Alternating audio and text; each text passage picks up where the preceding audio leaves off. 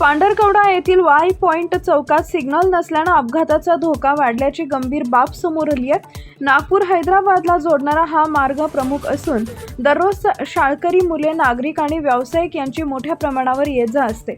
मात्र सिग्नल अभावी वाहन चालकांमध्ये गोंधळ निर्माण होत असून वेग, ओव्हरटेकची घाई आणि वाहतूक शिस्तीचा अभाव यामुळे जीवघेणे अपघात होण्याची शक्यता वाढली आहे। पादचारी व विद्यार्थ्यांसाठी रस्ता ओलांडणे अत्यंत धोकादायक ठरते। रात्री पथदिव्यांच्या अभावामुळे परिस्थिती आणखी गंभीर बनतीये।